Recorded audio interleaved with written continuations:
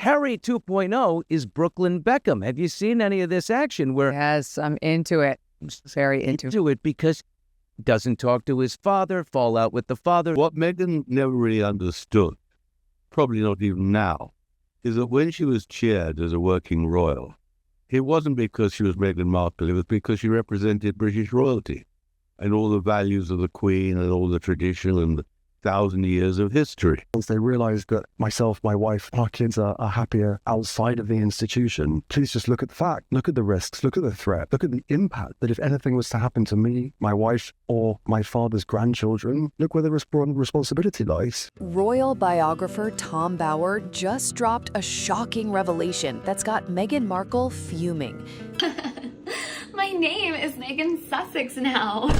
Call me Meghan Markle one more time, Mindy f***ing Kaling. While Prince Harry was seen breaking down in a London courtroom arguing with the judge, Meghan's Hollywood plans took another brutal hit. Netflix has quietly axed her much-hyped cooking show, and according to Tom Bower, the real reason behind its collapse is way darker than anyone expected. This wasn't about bad reviews or low views. No, it's about something much deeper, something that's now haunting her every move. By the end of this story, you'll see exactly why Meghan's Hollywood fantasy might be completely over, and why even Harry can't save it this time. Here's the deal. I don't think anybody at Netflix could have seen the show before it went out, because it's not entertainment, it's not edifying in any way. It's really, really bizarre. Tom Bower, the man behind the explosive tell-all Revenge, Meghan, Harry, and the War Between the Windsors, gave a jaw-dropping interview where he spilled the truth about Meghan's failed Netflix project, and every word cut like a knife. Tom Bower didn't hold back for a second. He said, and this is a direct quote, "It turns out she's not any kind of talent." That's a brutal thing to say, but he wasn't just tossing insults around for attention. Here comes the first time in her life that Meghan Markle actually touches food. Let's watch that back. Why is she pushing apples into the salad? Oh dear, even her hands can't do acting. Bower spent years digging into Meghan's life, talking to more than 80 people who've worked with her, known her personally, or had to deal with her on a professional level. And according to him, he's got the receipts to back up every single claim. He revealed that Netflix executives started realizing they'd made a huge mistake barely 6 months after signing that massive $100 million deal with Harry and Meghan. Imagine that.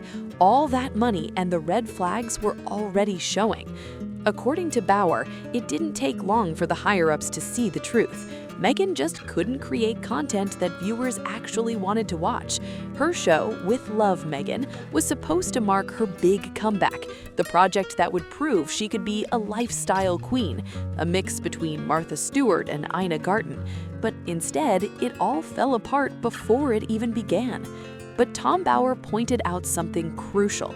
He said Meghan's biggest downfall is that she's never been truly authentic, and in 2026, people can spot fake energy from a mile away. Bower explained that the issue went way beyond the show itself. It wasn't just bad scripts or boring content, it was Meghan's whole attitude. She wanted to come across as this warm, down-to-earth host who loves cooking, family, and good vibes. But according to Tom Bower, that image just didn't match reality. He even brought up a heartbreaking example. While Meghan was busy filming her feel-good cooking show, her own father, Thomas Markle, had his leg amputated. And get this, she never went to see him, not even a phone call. That moment, Bower says, exposed everything, because no amount of camera smiles can hide what's really behind the scenes. How can someone sell themselves as the face of family, home, and love when they've completely cut off their own father? That's the question Tom Bower hit hard, and he made it crystal clear in his interview. The hypocrisy, he said, is absolutely staggering. And when you look at how her show actually performed, it's no surprise Netflix walked away. The numbers are beyond embarrassing. With Love, Meghan didn't just flop, it crashed. It ranked a shocking 1,217th on Netflix in the second half of 2025. Yes, you heard that right, 1,217th out of all Netflix shows released in the second half of 2025. Basically, Meghan's big comeback show was invisible. The view count tells the story, barely 2 million views in 4 whole months.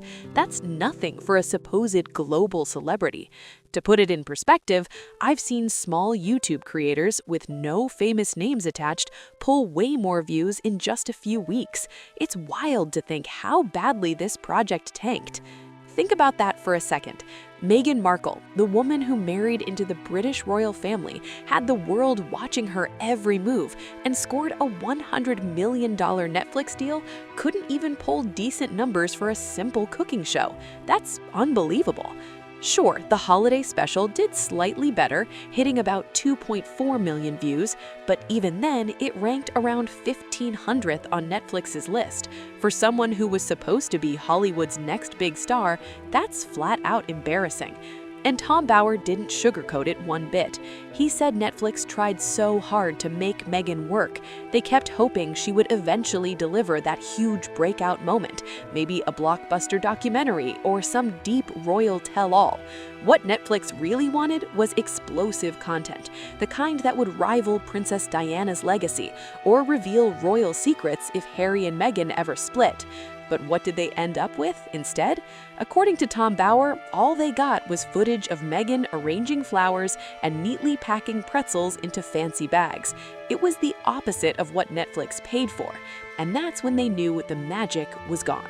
Everything she touches turns to shit. And I think every sort of creative person behind her or deep pocket behind her knows it's an extraordinary risk. She's too toxic to touch. According to Tom Bower, Netflix executives were stunned when they realized just how dull Meghan was off camera. He claimed she's not spontaneous, not funny, and not even warm. Everything about her is perfectly staged. Every word, every gesture, every smile, it's all rehearsed. And that lack of realness, Bower said, comes through loud and clear on screen. Netflix didn't hold back when it came to helping her either. Bower revealed they gave Meghan every possible advantage. Top-tier producers, a massive budget, and full creative control. She had all the tools to shine, yet somehow she still couldn't deliver a show that anyone actually wanted to watch. But here's where Bower's take really hits hard. He said Meghan's biggest problem isn't just bad content, it's her personality itself. In his view, she's too self-absorbed to truly connect with everyday people. Bower summed it up perfectly. Every great lifestyle figure has one key trait: authenticity. And that's the one thing Meghan just can't fake, no matter how many cameras are rolling.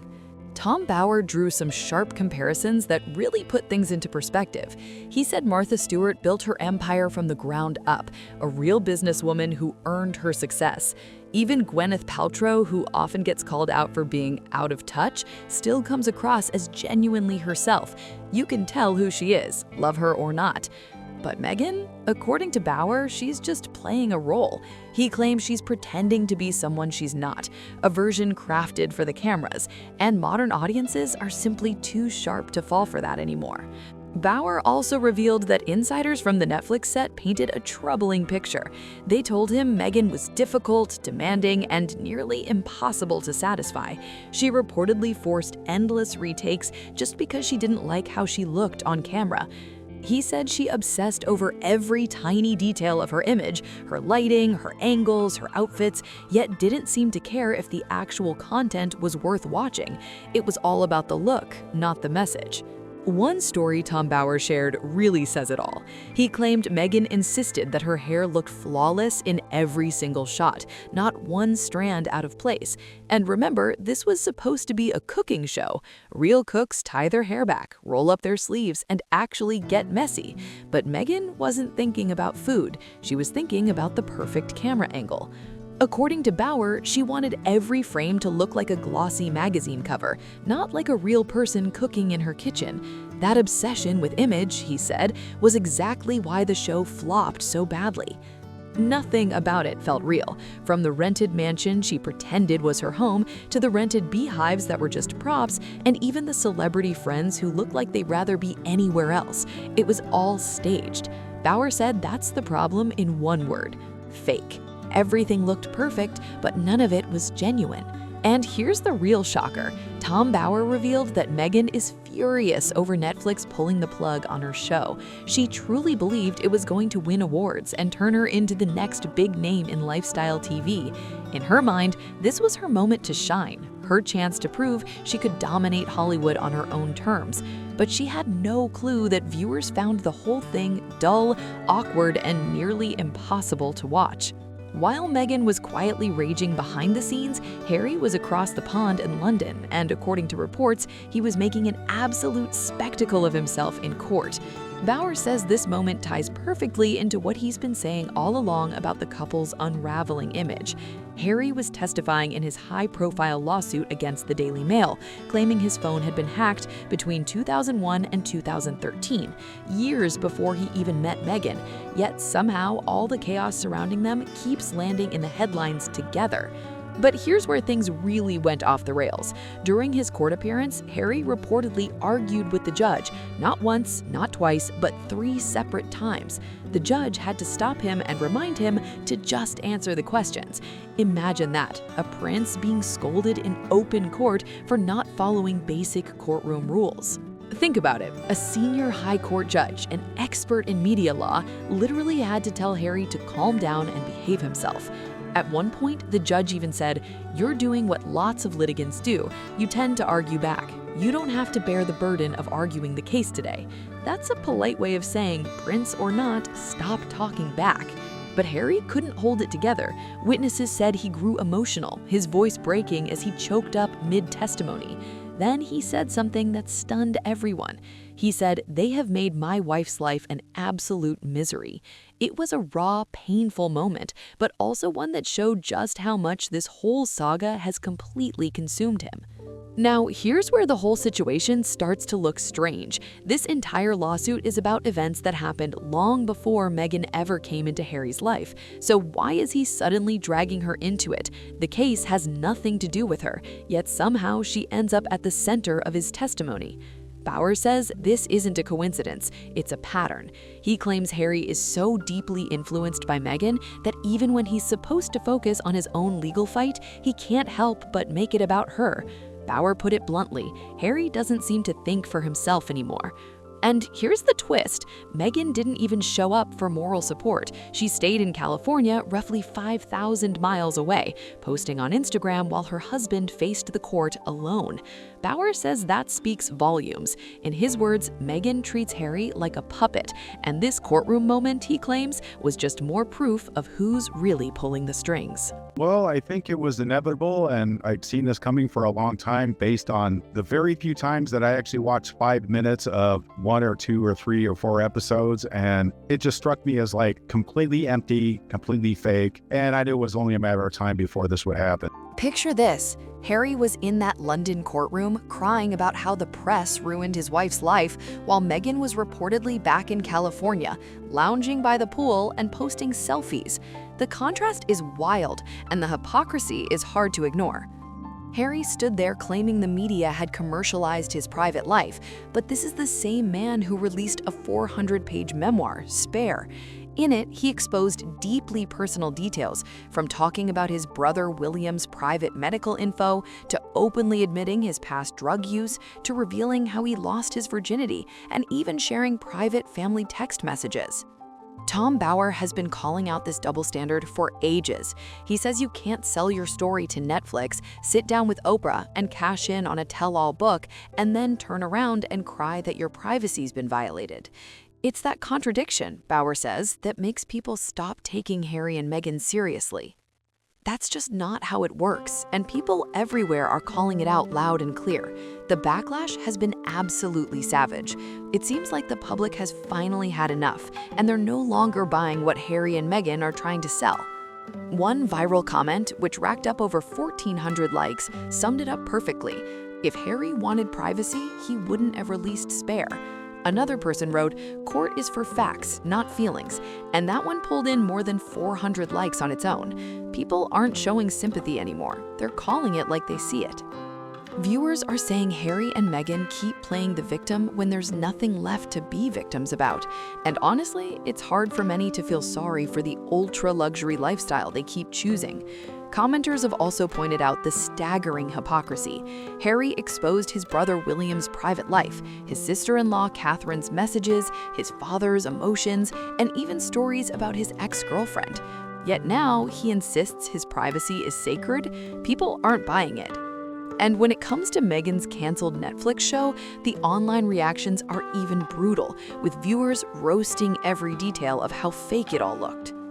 People aren't just shrugging at the news, they're celebrating that Meghan's Netflix show got canned. One comment that went viral said she's made our lives a misery, listening to her behavior and hypocrisy. Another person chimed in, "Finally, Netflix found its spine." The reactions are fierce, and honestly, Tom Bower called this long ago. He predicted that the world would eventually grow tired of Harry and Meghan's endless victim narrative. He said once people realized the couple had nothing new to offer except constant complaints and demands, the public would tune out completely. And now that's exactly what's happening. The Netflix cancellation says it loud and clear. Audiences just aren't interested anymore. Harry's courtroom drama proved it too. The public has moved on. Bower put it perfectly when he said, "The opposite of love isn't hate, it's indifference." That's the stage we're in now. People don't even hate them anymore. They've simply stopped caring. And when it comes to being out of touch, tone deaf could practically be Meghan Markle's middle name. So what's next? According to Tom Bower, the future isn't looking bright for the Sussexes. He believes Netflix will quietly cut all ties within the next year. That big first look deal everyone talked about, Bower says it's really just Netflix slowly ghosting them, stepping away without the public drama or a headline announcement. Next, Tom Bower believes Harry and Meghan's finances are in serious trouble, fast. He claims the couple has blown through roughly $38 million on projects that went absolutely nowhere. Between their massive Montecito mortgage, sky-high security costs, and an ultra-luxury lifestyle, the cash flow is starting to dry up, and it's showing. Bower says Meghan's moves lately scream one thing: desperation. That's why she's reportedly gone back to her old PR firm, Sunshine Sachs, hoping they can rescue her image. He even mentioned her attempts to cozy up to Jennifer Aniston, supposedly through Aniston's boyfriend, just to get back into Hollywood's inner circle. And those odd little "fell asleep here" bookmarks she launched, Bower says they're another example of her grasping at straws, random products with no real purpose or audience. According to him, everything Meghan's doing now feels frantic. She's throwing everything at the wall, praying something finally sticks. But so far, nothing's landing. And Bower's third prediction? He says Harry will lose his court case, the one he's poured his energy and reputation into. And finally, the last piece of the puzzle. Bower says Harry's case is hanging by a thread. The evidence isn't there, he explained. Harry's relying on emotions and assumptions instead of solid facts, and that's never a good look in court. He's already shown the judge he can't control his temper or stick to courtroom protocol, and that could cost him dearly. If Harry loses, he'll be forced to pay the Daily Mail's legal costs. We're talking tens of millions of pounds. That kind of bill could leave the Sussexes completely broke. Bower has been warning about this outcome for years. He said Harry and Meghan walked away from the royal family thinking they'd find fame, fortune, and freedom in America, but they had no idea how much the royal institution had been shielding them. Now they're discovering the hard truth. Building a brand from scratch isn't as easy as it looks on Instagram. If you made it this far, hit like, subscribe, and drop a comment below. Do you think Harry and Meghan can bounce back? Or is this the end of their Hollywood dream?